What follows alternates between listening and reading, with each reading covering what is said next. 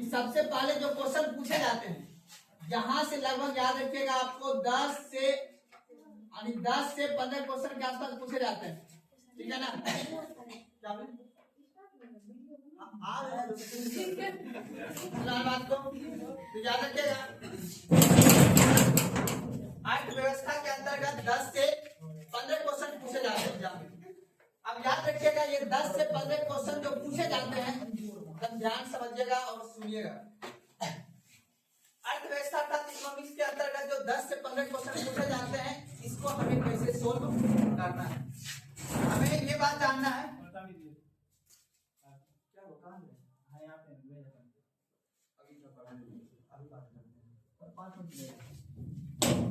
आगे समझिएगा यहाँ पे कि 10 से 15 क्वेश्चन आपका पूछा जाएगा और 10 से 15 क्वेश्चन जो पूछे जाएंगे उसमें हमें कैसे टैकल करना है, ठीक है ना? कैसे टैकल करना है तो आपको यहाँ पे ये समझने का काम प्रयास करना है कि कौन कौन से टॉपिक का हम अध्ययन करेंगे जिससे कि हमें ये 10 से 15 क्वेश्चन सवाल सोल्व कर पाएंगे। समझ मेरी बात ना? ध्यान से आज की क्लास को गहराई से समझना है, तब जाके आप किसी भी कॉम्पिटिटिव एग्जाम में, किसी का मतलब है आप चाहे बिहार पुलिस का हो या बिहार दरोगा का हो या फिर आपका एसएससी का क्वेश्चन हो, जहां पे आपका 100 क्वेश्चन जीके जीएस का पूछा जाएगा वहां पे आपका इस सब्जेक्ट से 10 से 15 क्वेश्चन रहेगा।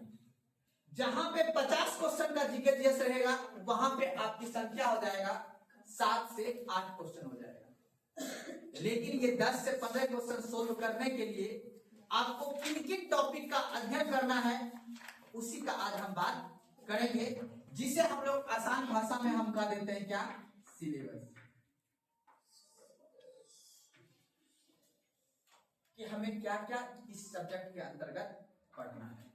तुम्हारी बात सुनो तो देखिए, सबसे पहला चीज अगर हम आपको बोले कि इस सब्जेक्ट के अंतर्गत जो है हमें लगभग जो है बाबू 10 टॉपिक पढ़ना है आपके एग्जाम के दृष्टि से, ठीक है ना?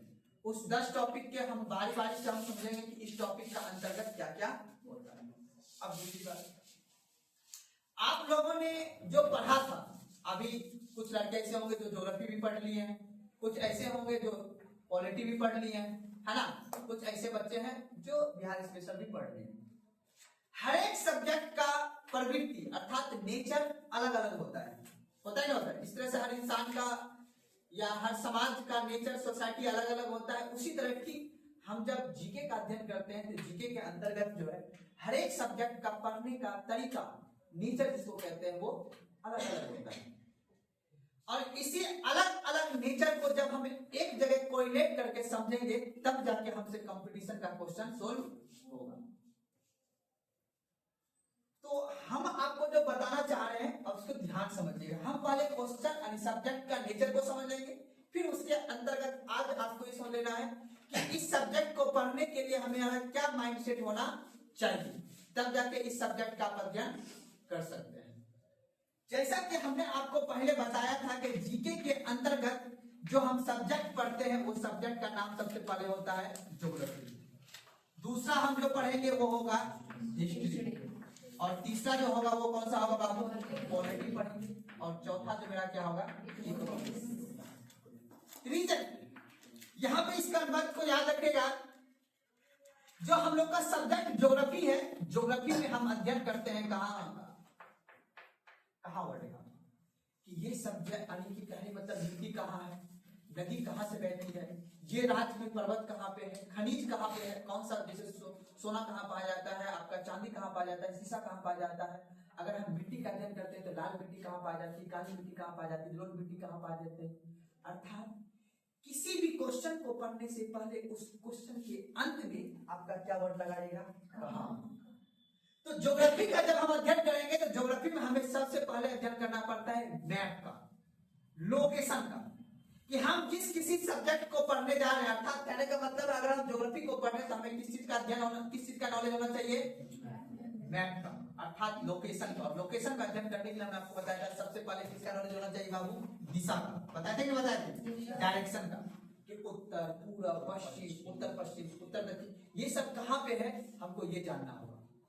इस सब्जेक्ट का नेचर है सुना मेरी बात ना? ये सब्जेक्ट का नेचर है। जब हम कहां से फिर कब क्या आते हैं, कब पर आते हैं, ये घटना कब हुई, अर्थात कहने का मतलब है कि दिल्ली सल्तनत में मोहम्मद बिन गौरी कब आक्रमण किया था, जब आक्रमण किया तो क्या हुआ था। कहने का मतलब है इस सब्जेक्ट में याद रखना, इस सब्जेक्ट में हम पता करते हैं किससे, कारण का। क्या पता करते हैं बाबू?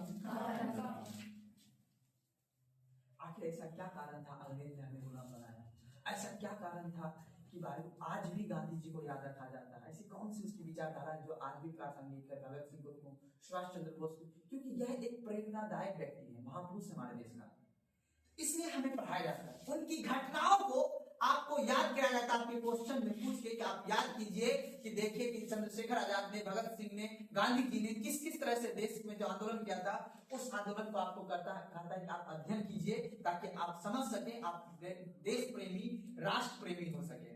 आपका यही इतिहास सिखाता है जिसमें हम कब क्या अध्ययन करते हैं। तो इस देश में, इस इतिहास में हम ये भी सीखते हैं हिस्ट्री में कि हमारा देश जब आजाद, क्योंकि आप लोग या हम लोग जो देश में आजाद पैदा हुए वो देश एक क्या था, आजाद देश में पैदा हुआ है कि नहीं।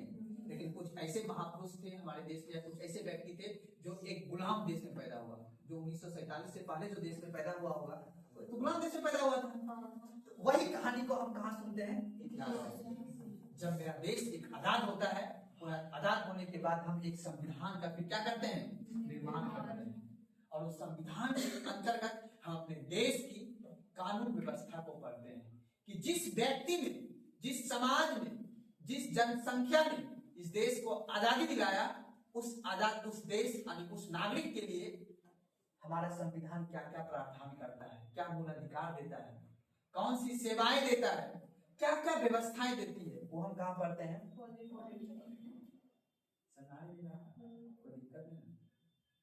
अब आता है लास्ट में एक वर्ड, कितना। क्या आता है, कहने का मतलब है कि जिस समाज या जिस देश के बारे में हम पढ़ रहे हैं उस देश की व्यवस्था कैसे है, अर्थव्यवस्था। तो अर्थव्यवस्था, अर्थ का मतलब क्या होता है, पृथ्वी। क्या होता है बाबू, पृथ्वी। और इसी पृथ्वी में से एक अपना पृथ्वी है जिसका नाम क्या है बाबू, भारत। क्या नाम है, भारत।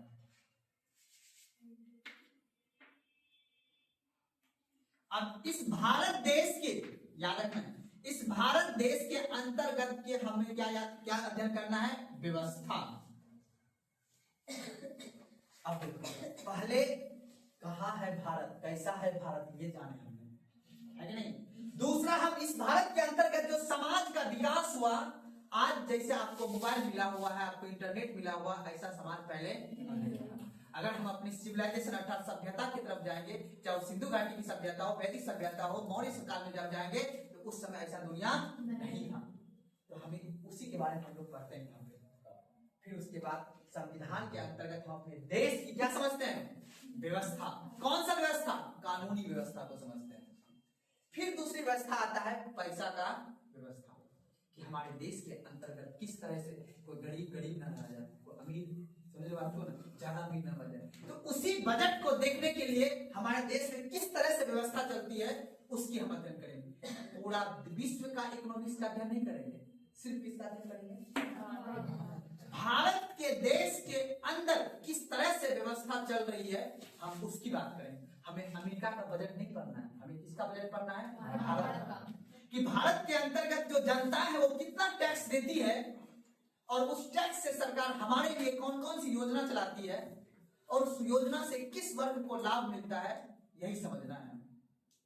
तो इसी को समझने के लिए हमें कुछ इकोनॉमिक्स के सिद्धांत को समझना होता है, जिसमें हम लोग देखेंगे कि नेशनल इनकम, राष्ट्रीय आय क्या होता है, बैंक रेट क्या होता है, बैंकिंग सिस्टम कैसे काम करता है। इसमें समझेंगे कि एक देश दूसरे देश के साथ जो व्यापार करता है, चाहे हम चीन से व्यापार करता हो, अमेरिका से व्यापार करते हो, या किसी अन्य देश से हम क्यों ना व्यापार करते हो, उन देशों के साथ जो व्यापार होता है उससे भारत को क्या फायदा है या अन्य देश को क्या फायदा है, और ऐसा कौन सा प्रोडक्ट है जो हम आयात करते हैं, या फिर ऐसा कौन सा वस्तु है जो दूसरे देश पर हम क्या करते हैं, निर्भर रहते हैं।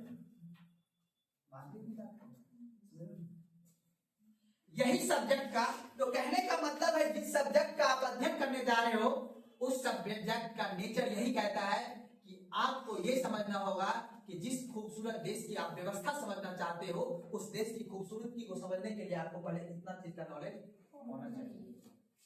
आप कहते हो आसान भाषा में अगर कहा जाए कि किसी व्यक्ति के नेचर को अगर जानना है तो उसके साथ आपको समय बिताना पड़ेगा, नहीं तो फिर अध्ययन कर सकते हो उसके व्यक्ति को, नेचर को नहीं। किसी के सुनाई बात पे आपको अध्ययन करते तो फलना ऐसे था, फलना ऐसे था, ये वैसे था, वैसे था। लेकिन किसी सब्जेक्ट का अगर नेचर का अध्ययन करना है तो बाबू मैंने आपको क्रम से बताया, अगर इस रास्ते से चलोगे तो आप ऑनेस्टली में इस सब्जेक्ट का आप क्या कर सकते हो, नेचर का अध्ययन कर सकते हो, और उसी नेचर को माया रूपी जाल को समझोगे, तब जाके कंपटीशन का एग्जाम का क्वेश्चन सोल्व कर पाओगे। ये कोई बीए का एग्जाम नहीं है, मारे चिट लिए और उतार के आगे और हमको मिल गया फर्स्ट डिवीजन का डिग्री। यहाँ पे ये काम होने वाला नहीं है, ये एग्जाम में कंपटीशन का यहाँ पे युद्ध होता है। समझ में आपको? यहाँ सामने वाला को क्या करना है, हराना है। सामने वाला को पता है क्वेश्चन ये सही है लेकिन मारना कुछ बात को ना, क्योंकि ये कंपटीशन का एग्जाम है। वर्ड है नाम क्या, कंपटीशन। कंपटीशन का मतलब होता है दूसरे को यहाँ पे भाई और बहन देखा नहीं, क्योंकि कंपटीशन का सीधा संबंध किससे है, पैसा, और पैसा का सीधा संबंध किससे है, रिश्ता से। किससे है, मैंने बताया था रिश्ता कितने प्रकार का, 3 प्रकार का। एक प्यार का रिश्ता, एक खून का रिश्ता और एक पैसा का रिश्ता। ये 3 रिश्ता कब किधर बदल जाता है कोई गारंटी नहीं है। ये प्यार वाला रिश्ता, पति पत्नी का रिश्ता किस चीज का होता है, प्यार का। क्या चीज का होता है, और भाई बहन के बीच, पापा मम्मी के बीच जो रिश्ता होता है वो किस चीज का होता है, ब्लड का। और मान लो, और जो आप लोग कल को जॉब करोगे, कोई बिजनेस करोगे तो वहां पे किस चीज का रिश्ता होगा, पैसा का रिश्ता होगा, प्रोफेशनल रिश्ता बोलते हैं। तो याद रखना दोस्तों, बी ऑनेस्ट और बी प्रैक्टिकल, प्रोफेशनल रहना है। यहाँ पे इसी चीज का संबंध को पढ़ना है कि आखिर अमेरिका और भारत के साथ किस चीज का व्यापार है, तो आखिर क्या संबंध है उसके साथ। तो अंतिम निकल के क्या आएगा, पैसा, मनी। इसका मतलब है कि पैसा क्या है, इंपॉर्टेंट है। तो पैसा किस तरह से अपने देश में कार्य करता है, पैसा किस तरह से देश में चलता है, उसी की व्यवस्था को हमें क्या करना है, समझना है। तो यही है इकोनॉमिक्स का सब्जेक्ट का नेचर, कि बाबू अपने भारत देश के अंदर किस तरह से व्यवस्था चल रहा है, कितना हम टैक्स जमा करते हैं, उसमें सरकार आपके लिए कितना खर्च करता है। समझ बात को ना, यही तो समझना है कि हमारे द्वारा दिए हुए टैक्स के पैसा सरकार किन किन क्षेत्र में खर्च कर रहा है। क्या हमारे दिए हुए पैसा जो गरीब आदमी का बच्चा जो स्कूल में पढ़ रहा है उस पर सरकार कितना खर्च कर रहा है, हमारे दिए हुए टैक्स के पैसा से जो सरकारी अस्पताल चल रहा है उसमें कितना इलाज सही से हो रहा है, या डॉक्टर सिर्फ बेड के ले रहा है 2 लाख का महीना, पता ही ना होता है। यही चीज आपको समझने को मिलेगा कि भारत सरकार ने कौन सी योजना चलाई है और जिस योजना से कितनी समाज की भलाई हो सकती है, उसमें हो सकता है। अभी नीतीश कुमार जो आपको 50,000 रुपए देता है ग्रेजुएशन पास करने के, नीतीश कुमार किसी खेत से कमा के रुपए देता है, हमारे द्वारा और आपके द्वारा दिए हुए टैक्स के पैसा को जमा करके फिर आपको एक पढ़ने के लिए प्रेरणा का काम करते हैं, कि ताकि महिला पढ़े और आत्मनिर्भर बने। और कोई भी योजना सरकार चलाएगी तो आपको मैंने बताया था कि आईना कौन है, इतिहास। अपना ये देश का आईना कौन है, इतिहास। जैसे आपकी छवि, आपकी प्रवृत्ति, आपकी व्यक्तित्व कैसे होगा वो डिपेंड करता है कि आपके मम्मी पापा ने आपको किस तरह से पाला है। तो आपका आईना कौन हुआ, आपके पेरेंट्स, उसी की तरह से हिसाब में वही हमारा देश का व्यवस्था कैसा होगा उसका आईना कौन डिसाइड करेगा, इतिहास। और कौन, भूगोल। मैंने बताया था, नहीं बताया था। आज तुम देखना कि हमारे संविधान के पॉलिटिक के अंतर्गत आपको मूल अधिकार दिया है, डीपीएसपी दिया है, तो कहीं न कहीं जिस व्यक्ति को मूल अधिकार मिला है उसी व्यक्ति ने देश को आजादी दिलाने में भूमिका। आप पढ़ते हो जनजाति, तो जनजातीय आंदोलन तो भी तो हुआ था, जनजातीय आंदोलन में तो देश को आजादी दिया था, इसलिए हमें संविधान के भाग 10 और संविधान के अनुच्छेद 5 और 6 का प्रावधान किया था। तो जो घटना आपको दिखे तो आपको समझ में आ जाए कि कहीं न कहीं उसका छवि पीछे इतिहास में छिपा हुआ है। यही इतिहास एक आईना होता है, समाज का आईना होता है इतिहास। इसीलिए हमें इतिहास पढ़ाया जाता है, 5000 साल का, 2000 साल का, 200 साल का, इसीलिए इतिहास पढ़ाते हैं। आप देखो अपने पीछे का, अतीत को, पास्ट को देखो और फ्यूचर का क्या करो, निर्धारण करो। तो मेरी बात करना। और इसीलिए हमें आज जो अर्थव्यवस्था अर्थात इकोनॉमिक्स जो पढ़ना है उस इकोनॉमिक्स के अंतर्गत हम लोग टॉपिक का अध्ययन करेंगे। अर्थात अब आपके मन में ये सवाल समझ लेना है कि इस सब्जेक्ट का नेचर है कि अपने देश की व्यवस्था को समझना। कौन सी व्यवस्था, आर्थिक गतिविधियों की व्यवस्था। हम यहाँ पे राजनीतिक गतिविधियों की बात नहीं करेंगे, हम किसका बात करेंगे? आर्थिक गतिविधियों में। और आर्थिक गतिविधियों में क्या क्या चीज आता है उसी को हमको क्या करना है, समझना है। आपको ना कोई दिक्कत नहीं यहाँ तक किसी को। अब कुछ कुछ देखो, मेरा काम है आपको किसी भी सब्जेक्ट के प्रति इंटरेस्ट डेवलप करना। जब तक इंटरेस्ट डेवलप नहीं होगा तब तक आप फिर उसको कैसे पढ़िएगा? मानते हैं इस बात को? तो इसीलिए इंटरेस्ट को पैदा कीजिए। जब तक इंटरेस्ट डेवलप नहीं होगा तब तक आपको सब्जेक्ट में मन नहीं लगेगा, और जब मन नहीं लगेगा तो फिर आपके चॉइस के अनुसार नहीं, आपके सिचुएशन के अनुसार जीवन होगा। कैसा होगा? चॉइस और सिचुएशन अंदर समझते हो। अभी तो आपका जीवन चल रहा है, कैसा चल रहा है? चॉइस पे। मम्मी हमको ये खरीदना मिल जाएगा, मम्मी हमको ये चीज लेना मिल जाएगा। और सिचुएशन के अनुसार कब होगा? जब आप मम्मी की उम्र में जाइएगा। तो डिपेंड करता है कि आपने कैसा चीज चूज किया था, वही सिचुएशन आपके आगे निर्धारण। अपना भारत देश ने अपनाया था मिश्रित अर्थव्यवस्था। कौन सा? अर्थव्यवस्था की प्रकार होता है 3, यानी व्यवस्था का प्रकार कितने होते हैं? 3। हमारे पृथ्वी अर्थात पूरा पृथ्वी पे, यानी पूरा जो पृथ्वी है उस पे व्यवस्था कितने प्रकार का है? 3। एक का नाम है पूंजीवादी अर्थव्यवस्था, एक का नाम है समाजवादी, और तीसरा का नाम क्या है? मिश्रित अर्थव्यवस्था। हमारा देश जब आजाद हुआ, आजाद होने के बाद ये जिम्मेदारी लगा कि आखिर अपने देश में कौन सी गतिविधियां चलना चाहिए आर्थिक रूप से, कौन सी? तो पता चला कि मिश्रित। कैसा चलना चाहिए? अब सवाल आता है कि आखिर हमारा देश ने मिश्रित सही अर्थव्यवस्था क्यों अपनाया, समाजवादी क्यों नहीं अपनाया, पूंजीवादी क्यों नहीं अपनाया? ठीक है ना? तो इसी सभी का जवाब हम ढूंढने का प्रयास करेंगे। अब बात आता है कि यार कोई आदमी को लोन मिल जाता है, कोई आदमी को लोन नहीं मिलता। कोई आदमी को बैंक घर पे जाता है कि हमको पैसा दीजिए, कोई आदमी बैंक जाता है तो भी खाता नहीं खुलता है। तो यही समझेंगे कि आखिर ऐसा मेरे देश में बैंकिंग व्यवस्था कैसे काम कर रही है, जिस वजह से कि हमारे हर एक व्यक्ति का आज तक इतना देश की आजादी की इतना साल हो गया, आज भी बहुत से इंसान है जिसका आज भी बैंक में खाता नहीं खुला हुआ। मेरी बात मान ले, समझ में आ रहा है मेरी बात? तो इन सभी बैंकिंग व्यवस्था का जवाब भी हमें कहाँ मिलेगा? अर्थव्यवस्था।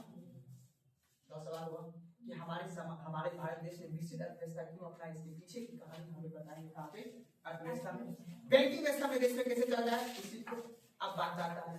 कभी देखते हो कोई 50,000 का महीना कमा रहा है, कोई 20,000 का महीना कमा रहा है, कोई 1 लाख का महीना, तो कोई 5 लाख का महीना कमा रहा है। दैट इज कॉल्ड इनकम, है ना?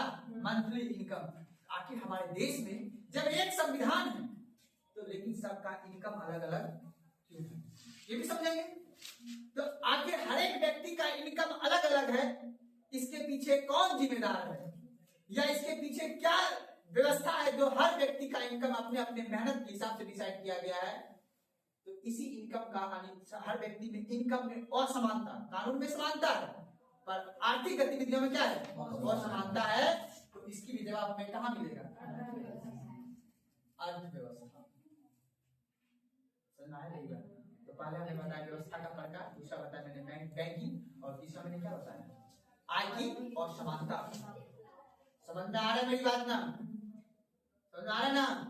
तुमको बाहर कर दें क्लास से, याद रखना, समझना ध्यान से, एक बात को बता रहे हैं। और दूसरी बात आता है बाबू, अब इसका समझेंगे हम लोग, चौथा समझेंगे हम लोग ट्रेडिंग, व्यापार। क्या समझेंगे?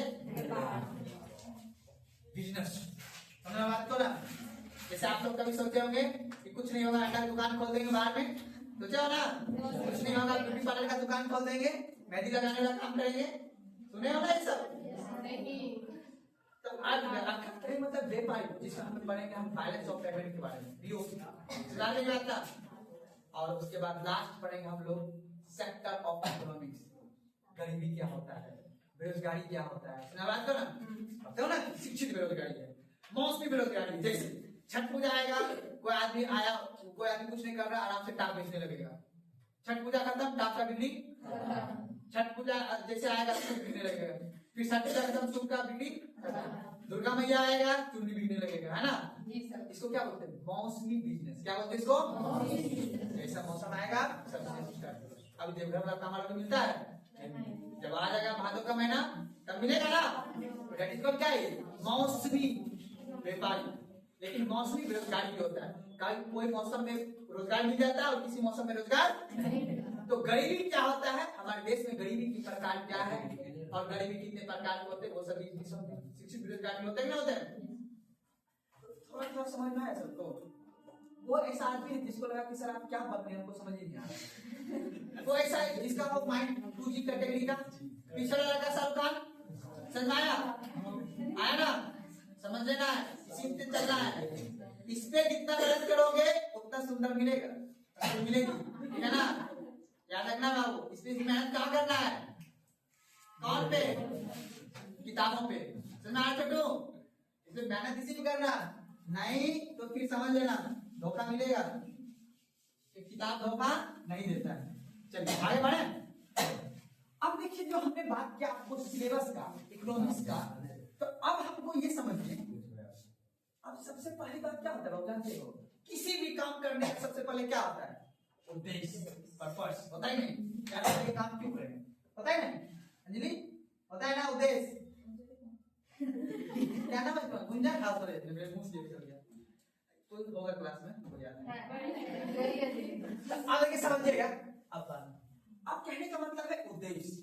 तो पहला छोटा सा उद्देश्य तो क्या है, 10 से 15 क्वेश्चन को सोल्व करना, लेकिन दूसरा एक उद्देश्य कौन है बाबू, अपने जीवन से आपको सबक सिखाएगा, कहाँ पैसा खर्च करना और कहाँ पैसा खर्च नहीं करना, शौक नहीं करना, समझ बात को, ये सिखाएगा ये सब्जेक्ट कौन, अर्थव्यवस्था। जैसे आपने ज्योग्राफी में पढ़ा कि यार हमारे देश की भौगोलिक परिस्थितियां अलग अलग है, तो मानव समाज में क्या है अलग अलग, और यही व्यवस्था अर्थव्यवस्था इकोनॉमिक्स जब पढ़िएगा तो आपको समझ आएगा नहीं यार पैसा का इंपॉर्टेंस कितना होता है, गोल्ड का इंपॉर्टेंस कितना होता है, सुना बात को ना, उसी चीज को समझना है।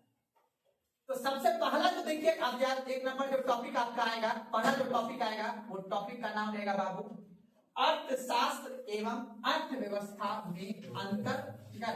तो पहला जो टॉपिक हम लोग लिखे अर्थशास्त्र, अभी लिखना नहीं है किसी को, अर्थशास्त्र एवं अर्थव्यवस्था का परिचय, परिचय एवं अंतर, एवं क्या बाबू, जैसे बोलते हैं टेल मी अबाउट योरसेल्फ, मतलब कहने का मतलब आप अपना इंट्रोडक्शन दीजिए, होता है ना, जब कभी किसी नए पर्सन से मिलते हो तो उससे क्या बोलते हो, आप इंट्रो दीजिए, बोलते हैं ना, बोलते हो जब भी तुम लोग कल को मान लो किसी से बात करोगे, किसी से उसका प्रोफाइल क्या है चेक कर ले, लड़का क्या करता है नहीं करता है, चेक करोगे नहीं करोगे। तो कहने का मतलब है किसी टॉपिक को जब हम बात नहीं, किसी टॉपिक को अगर हम लिखे तो सबसे पहले क्या आएगा बाबू, परिचय, इंट्रोडक्शन, सुना बात को ना। तो अर्थशास्त्र और अर्थव्यवस्था याद रखना, इसका परिचय जो होता है मुख्य रूप से बताते हैं, फिर आगे चल जब टॉपिक स्टार्ट होगा तो वहां और विस्तार से बताएंगे। देखो जब किसी भी देश का किसी एक देश का, जैसे मान लो ऑस्ट्रेलिया का एक अपना अर्थव्यवस्था होगा, अमेरिका का होगा, चीन का होगा, पाकिस्तान का होगा, ठीक उसी प्रकार हमारे देश का भी क्या है अर्थव्यवस्था। लेकिन हमको ये बताओ क्या जो बल अपने यहाँ वही बल तो पाकिस्तान में भी होगा, नहीं होगा, बल फोर्स का परिभाषा, क्या वहां फोर्स का परिभाषा बदल गया होगा, वहां ग्रेविटेशन का परिभाषा बदल गया होगा। तो कहने का मतलब है कि जो सिद्धांत होता है, मतलब जो साइंस होता है, साइंटिफिक जो होता है सिद्धांत, वो सिद्धांत कहीं पे बदलता नहीं है, वो हर देश पे लागू होता है। तो हमको याद रखना है अर्थशास्त्र के अध्ययन अंतर्गत जो हम सिद्धांत का अध्ययन करते हैं, जिसको प्रिंसिपल बोलते हैं, समझ में आ रहा है, लॉ, जैसे न्यूटन लॉ होता है ना, लॉ कभी बदलता नहीं है, तो सिद्धांत का अध्ययन करते हैं। और अर्थशास्त्र के अंतर्गत, अर्थव्यवस्था के अंतर्गत किसी एक देश के सीमा के अंदर हो रही गतिविधियों से जिस तरह की व्यवस्था चल रही है उसका अध्ययन करते हैं क्या बाबू, अर्थव्यवस्था। जैसे अपने देश के सीमा के अंदर उद्योग भी लगा हुआ है, नौकरी पेशा वाला भी आदमी है, सब पैसा कमा कर जनता को सरकार को टैक्स दे रही है ना, तो उन सभी यानी अपने देश के सीमा के अंदर जो गतिविधियां हो रही है, और कुछ आदमी ऐसे हैं जो अपने देश के हैं लेकिन कमा रहे हैं विदेश में, है ना, तो उसके इनकम को भी अपने यहाँ क्या करेंगे, काउंट करेंगे। और कुछ आदमी ऐसा है जो है विदेश का, कमा खा रहा है भारत में, तो उसकी इनकम को छोड़ देंगे। जिससे मान लो मेट्रो ट्रेन वो जापान का है ना, दिल्ली में चल रहा है ना, अपने देश से पैसा कमा के कहाँ ले जा रहा है, जापान ले जा रहा है। तो कहने का मतलब ये है कि जिस तरह जैसे अपना टाटा कंपनी का कार चाइना में भी है और ऑस्ट्रेलिया में भी है, तो अब टाटा कहाँ के रहते हैं? अपने यहाँ है ना, तो वो कमा के पैसा लाता होगा यहाँ पे। तो हमें ये भी समझना है, सुनाने बात को ना। तो उसका अध्ययन जब करेंगे तो वो क्या कहलाएगा बाबू? अर्थव्यवस्था। यानी किसी देश के सीमा के अंदर के आर्थिक गतिविधियों को जब अध्ययन करेंगे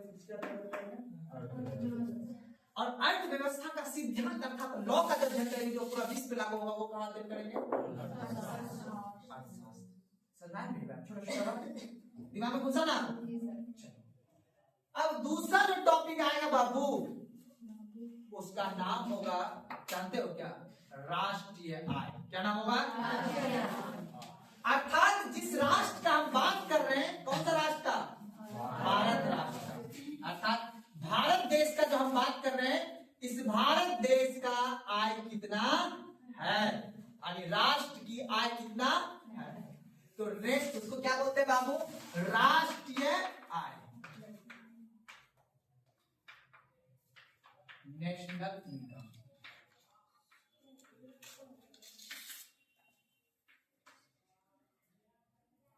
नेशनल इनकम अपने देश के सीमा के अंदर देश की इनकम कितनी है जाने के जानेंगे। अभी मान लो अपन खुद विश्व लेवल पर गरीब है, पता है ना, हमसे भी गरीब है, तभी तो जीने का सहारा मिलता है ना। जब इंसान को बोलता है कि जब ज्यादा तकलीफ में हो तो अपने से पीछे वाले को देख लेना चाहिए, है नहीं? जी सर। तो हमसे अभी कौन है? चाइना, अमेरिका बहुत अमीर है, हमसे 100 साल आगे है। सुना तुम किसमें? वहां की जनता को जो सुख सुविधा है ना वो यहाँ की जनता को 100 साल बाद मिलेगा। तो हम क्या पढ़ेंगे? राष्ट्रीय। और इसी राष्ट्रीय आय के अंतर्गत हम ये गणना करने के लिए टूल है, ये लॉ है। कौन है? लॉ। अब बताओ किसकी गणना करेंगे? भारत की। और भारत की जब गणना करेंगे कोई नियम से करेंगे, लॉ से करेंगे ना। तो लॉ का अध्ययन कहाँ पे करते हैं बाबू? अर्थशास्त्र में। और लॉ होगा क्या? जीडीपी। ठीक है, उसके बाद पढ़िएगा एनडीपी, जीएनपी, और उसके बाद क्या होगा? NNP, gross domestic product, net domestic product, gross national product और नेट नेशनल प्रोडक्ट। ये टूल है किसी भी देश की इनकम की गणना करने के लिए। समझेंगे क्या होता है आगे? ठीक है ना, सुना लो इसको ना। तो देश की राष्ट्र। दूसरा टॉपिक मेरा क्या रहेगा? National income. इसको क्या बोलेंगे? अब हमें समझना है राष्ट्र के बारे में। राष्ट्र की आय समझेंगे तो राष्ट्र की आय जब समझेंगे तो किसके माध्यम से? बैंक के माध्यम से। किसके माध्यम से? तो टॉपिक का नाम होगा भारतीय वित्त व्यवस्था। क्या होगा बाबू? वित्त व्यवस्था, इंडियन फाइनेंशियल सिस्टम। यानी भारत की वित्त व्यवस्था किस तरह से कार्य करती है, वित्त व्यवस्था। अब यही से देखो समझना। अब इसके अंतर्गत बाबू टॉपिक है दो। कौन कौन टॉपिक है? एक का नाम है मॉनेटरी पॉलिसी। क्या नाम है बाबू? Monetary policy. मतलब इसको बोलते हैं हम लोग मौद्रिक नीति, मुद्रा नीति भी बोल सकते हो आप लोग, मुद्रा नीति या मौद्रिक नीति।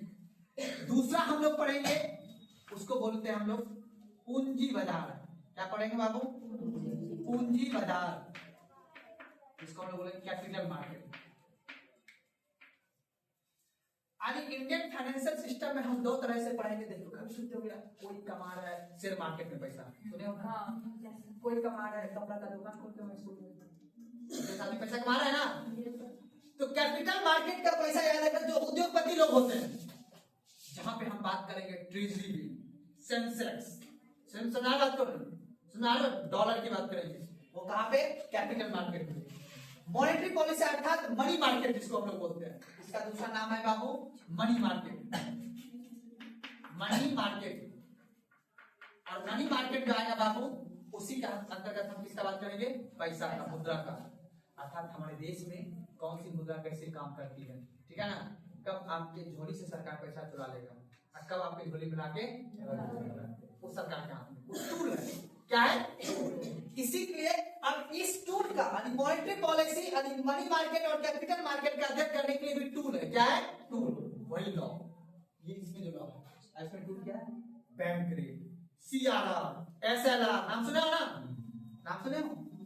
कौन कौन सुने हो ना? आगे चल के अभी समझ जाओगे धीरे धीरे। तो टूल है यहाँ पे, ठीक है ना? Bank rate, repo rate, SLR, CRR, ये सब टूल है किसका अध्ययन करने के लिए? इन सभी का अध्ययन करने। बात को ना, तीन टॉपिक। अब आते हैं बाबू चौथा टॉपिक। अब ये बताइए तो था भारत का वित्त व्यवस्था, अब समझेंगे लोक वित्त व्यवस्था। क्या समझेंगे? लोक। लोक के मतलब लोग, पब्लिक, ठीक है ना? तो इसको बोलते हैं लोक वित्त व्यवस्था, लोक वित्त व्यवस्था, जिसको बोलते हैं इंग्लिश में पब्लिक फाइनेंस, ठीक है ना?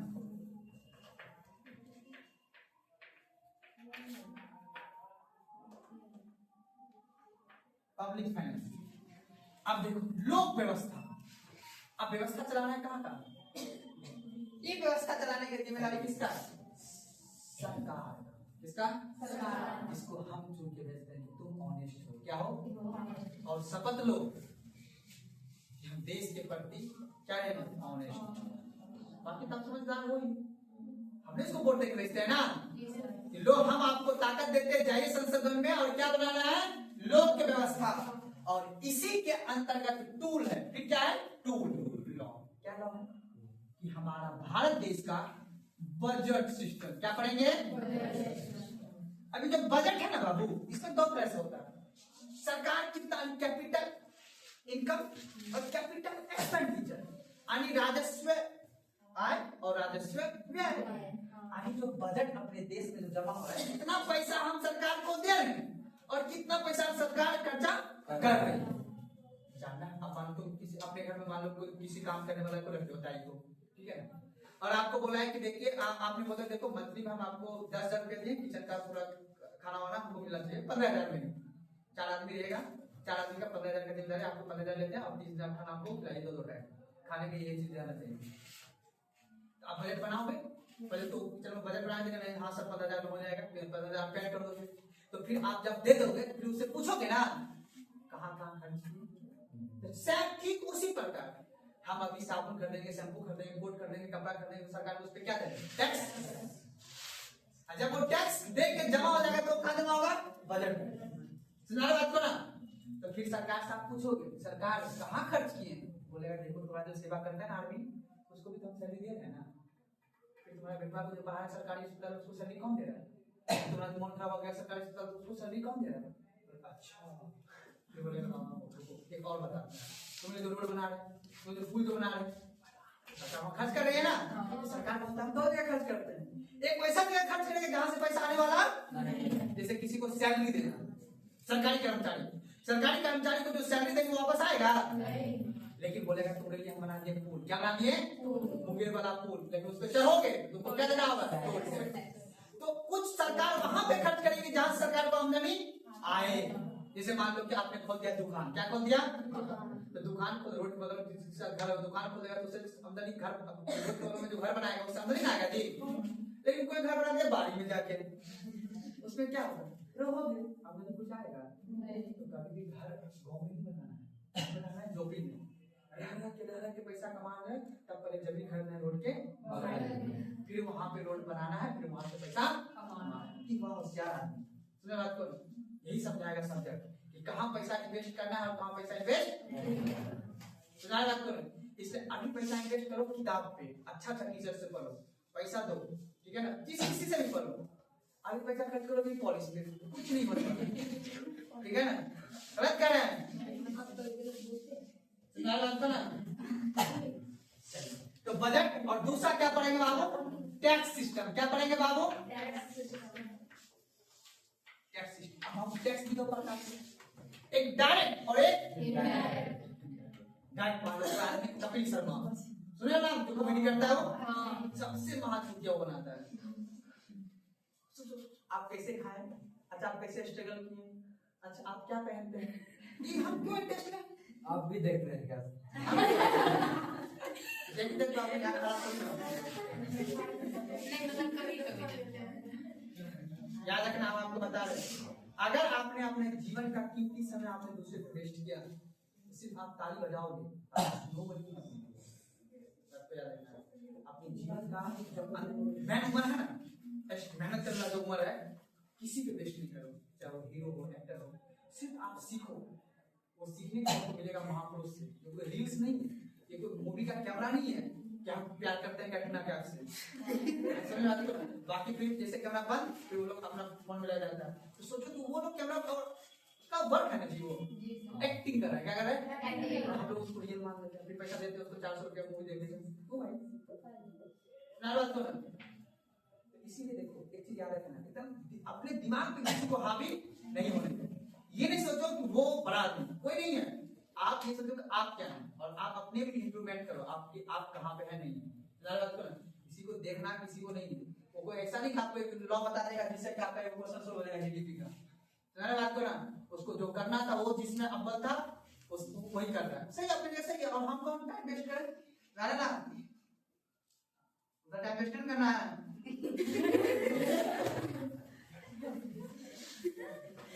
तो पब्लिक फाइनेंस समझ आगे बात को।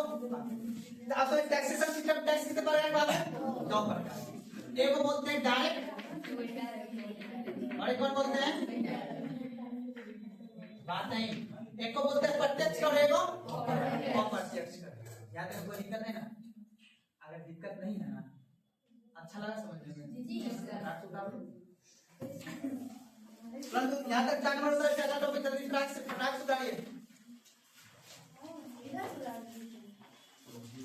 इंग्लिश लिख लेना है उसका, क्योंकि इकोनॉमिक्स सब्जेक्ट, इकोनॉमिक्स और बायो इंग्लिश में पढ़ना पड़ता है थोड़ा थोड़ा, देवनागरी लिपि में नहीं, एकदम मिक्स में। ये कुछ टूल ऐसा है जो आपको समझना पड़ेगा। जल्दी जल्दी करें फटाफट, सारे टॉपिक्स हो जाएगा। नौकरी लेना है ना, मेहनत करना पड़ता है। आसान से अगर मिलता तो नौकरी हर किसी के पास होता।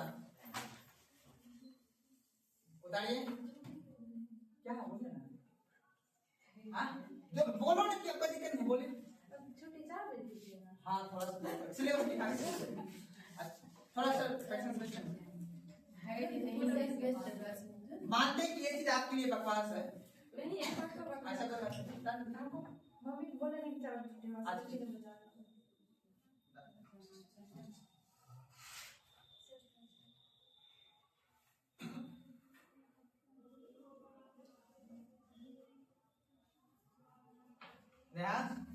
थकने में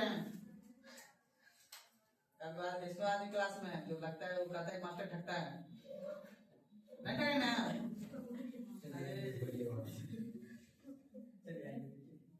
पीछे लगा एकदम जहां समझ में देखो, एकदम क्रमबद्ध। पहला अर्थशास्त्र, अर्थव्यवस्था में अंतर, दूसरा राष्ट्रीय नेशनल इनकम, तीसरा भारतीय वित्त व्यवस्था, इंडियन फाइनेंशियल सिस्टम।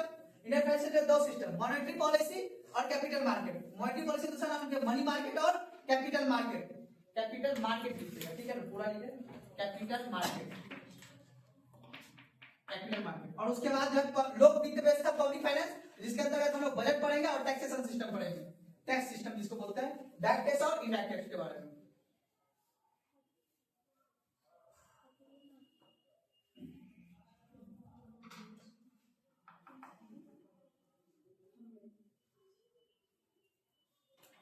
तुमने लड़की बोले थे ना कॉपी लेके आने, तुम नहीं लेके आई, बोले थे ना। जो बोले उसको फॉलो क्या करो।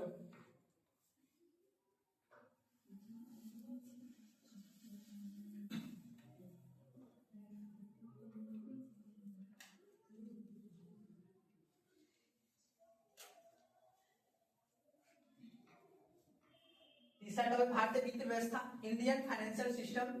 इसमें 2 पॉइंट लगाइएगा, मनी मार्केट और कैपिटल मार्केट। यानी मॉनेटरी पॉलिसी ब्रैकेट में मनी मार्केट, फिर कैपिटल मार्केट। हिंदी में लिखिएगा मुद्रा नीति और उसके बाद पूंजी बाजार। जो है ये भवानी पढ़िएगा।